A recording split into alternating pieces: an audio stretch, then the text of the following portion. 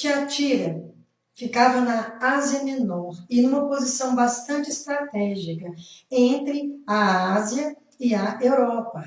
E por isso, todo o correio passava por ali, todos os produtos passavam por ali para ir para a Europa ou para vir para a Ásia.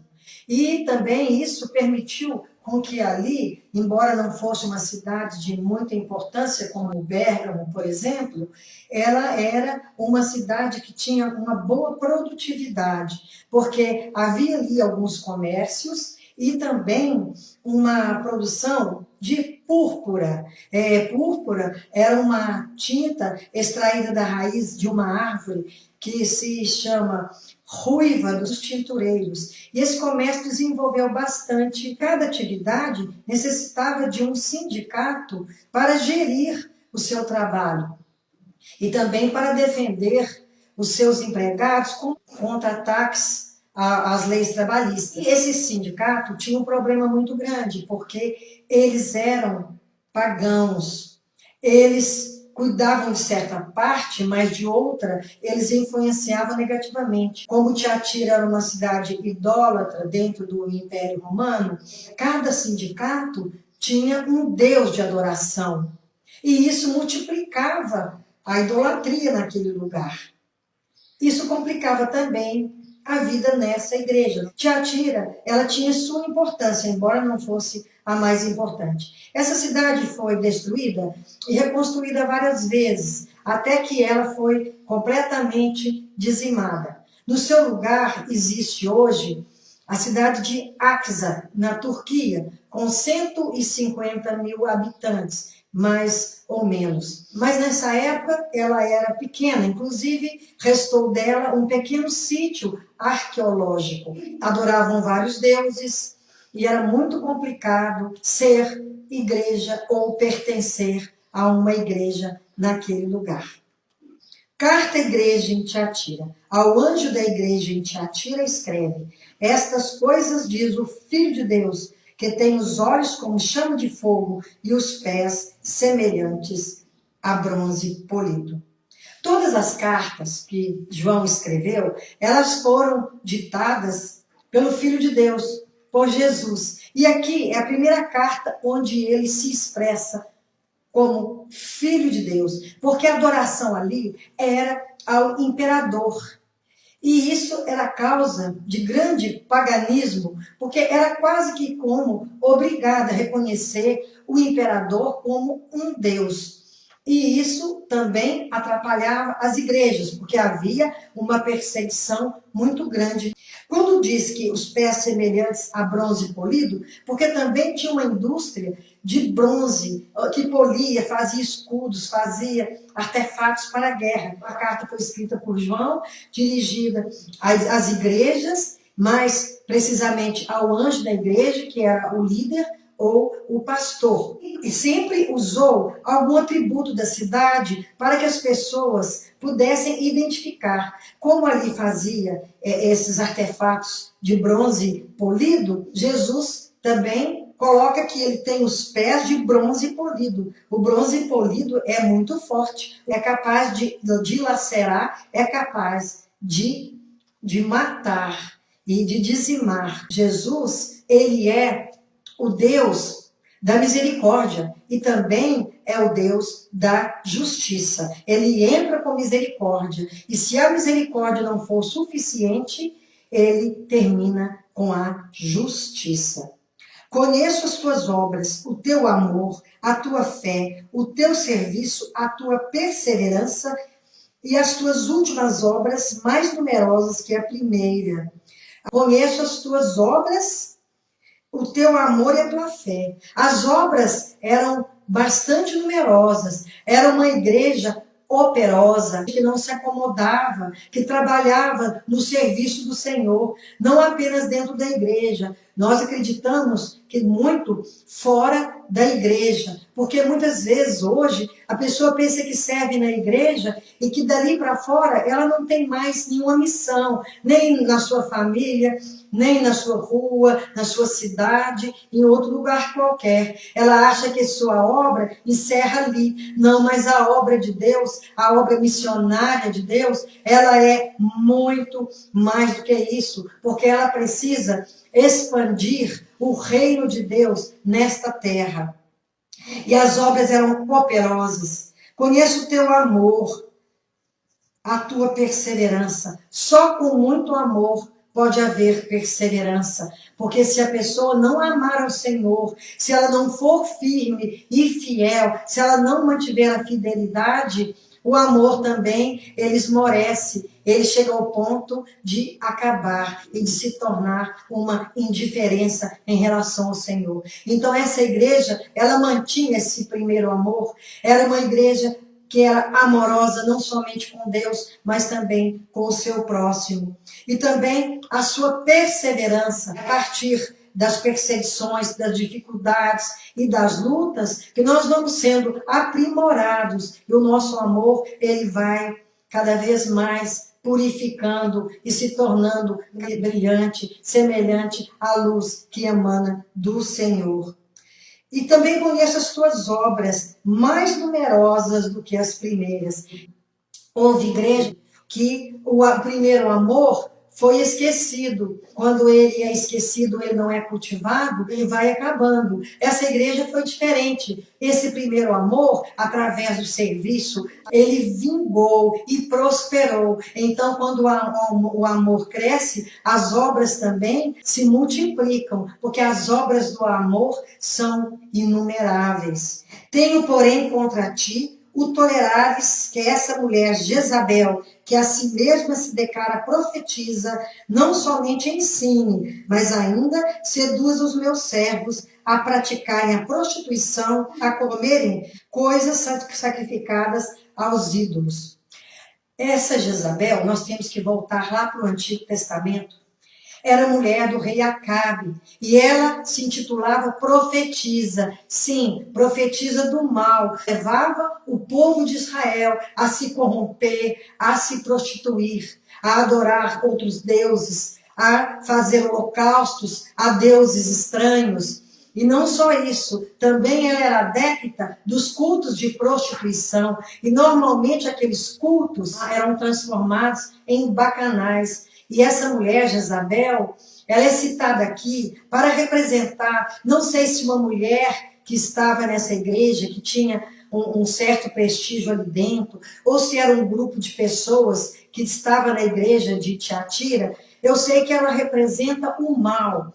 E essa Jezabel, que foi comida por cães, porque ela era uma pessoa muito iníqua, ela perseguiu o profeta Elias, e ela foi demoestada várias vezes e não se arrependeu, e o fim dela foi trágico. E essa mulher também, que está aqui representada na igreja, era maléfica ao serviço, porque ela estava disseminando o mal, tudo que o Senhor abomina, estava disseminando ali dentro daquela igreja. Dei-lhe tempo para que se arrependesse. Ela, todavia, não quer arrepender-se da tua prostituição.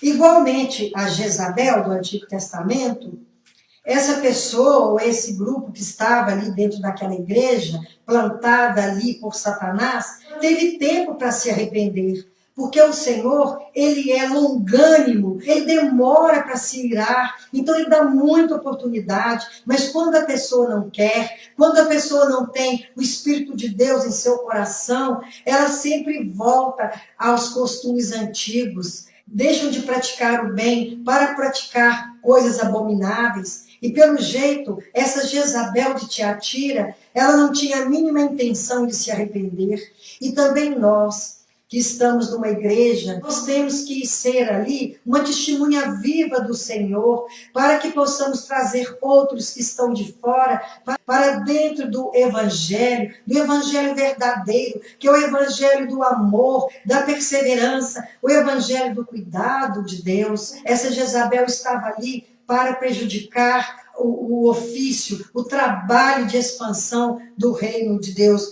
nesta terra. Eis que há prostro de cama, bem como em grande tribulação os que com ela adulteram, caso não se arrependam das obras que ela incita. Ela estava ali para corromper, para acabar com a fé daquela igreja. Só que alguns perseveraram.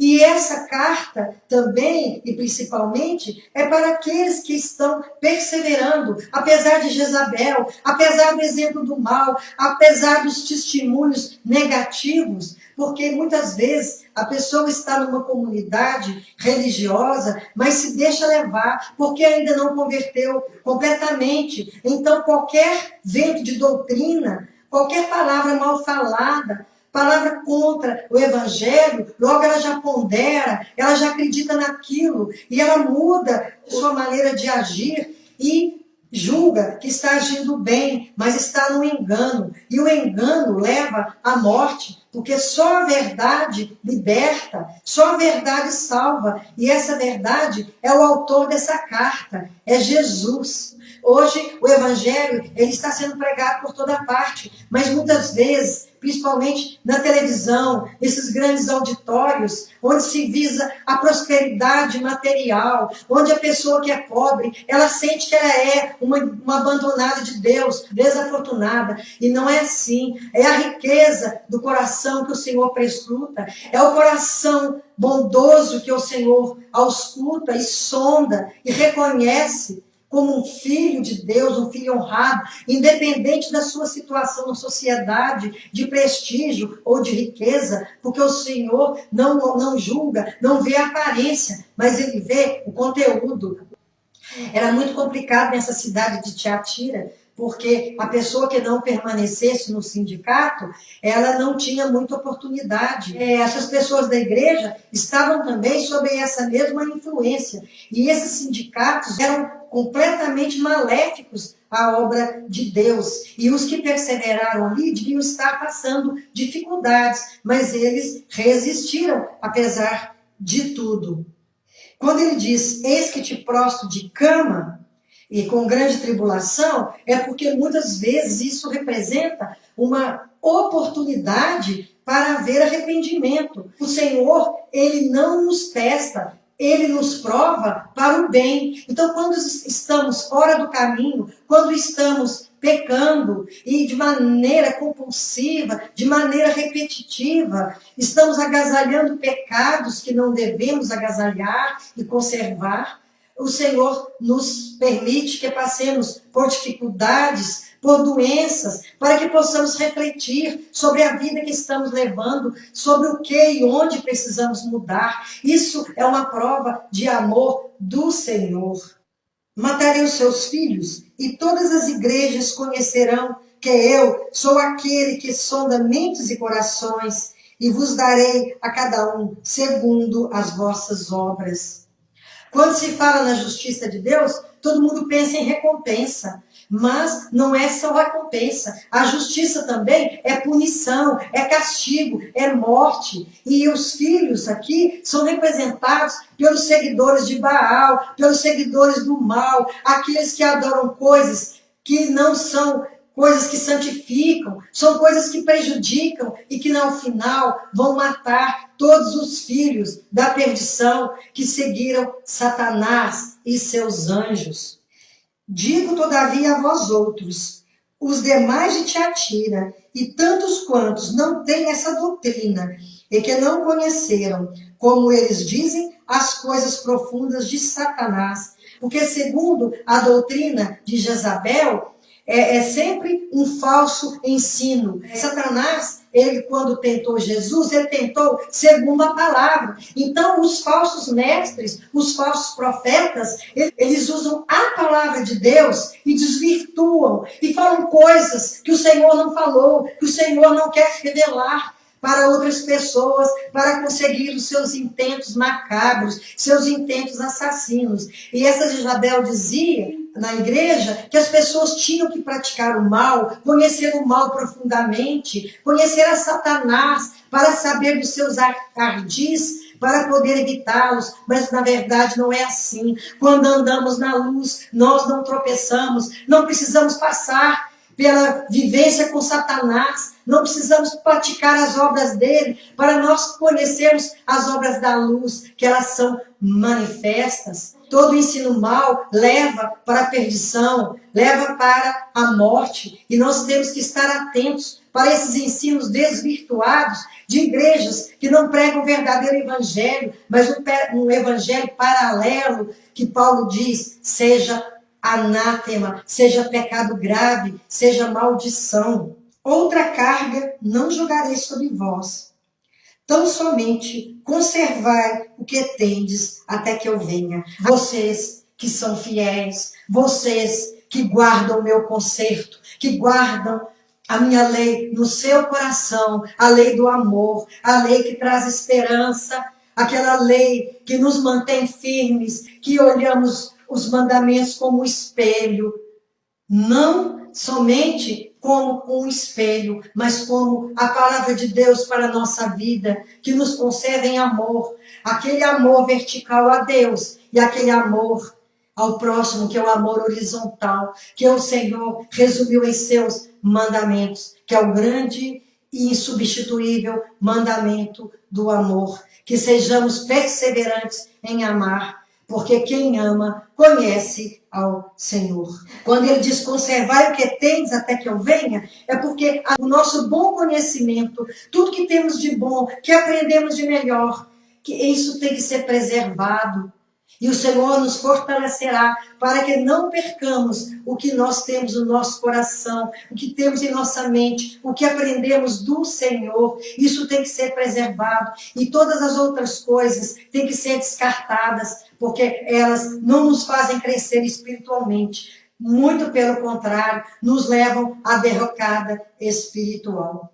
Ao vencedor que guardar ao fim as minhas obras, eu lhe darei autoridade sobre as nações, e com cetro de ferro as regerá, e as reduzirá a pedaços, como se fossem objetos de barro.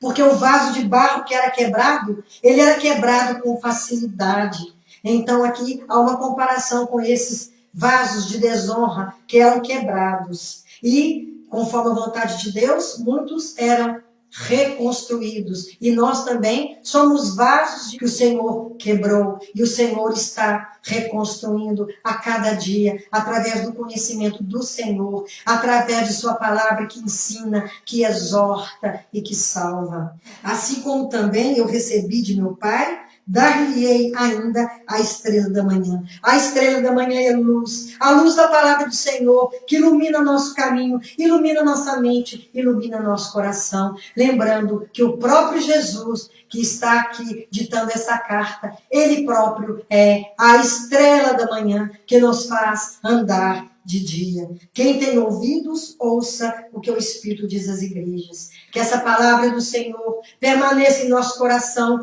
que ela seja preservada e que nós possamos ser testemunhas em todos os lugares, porque o Senhor nos capacita, apesar das perseguições, das dificuldades e das lutas, o Senhor é conosco. Em nome do Senhor Jesus, que Ele perdoe os nossos pecados e que possamos perseverar na fé e no amor do Senhor em nossos corações.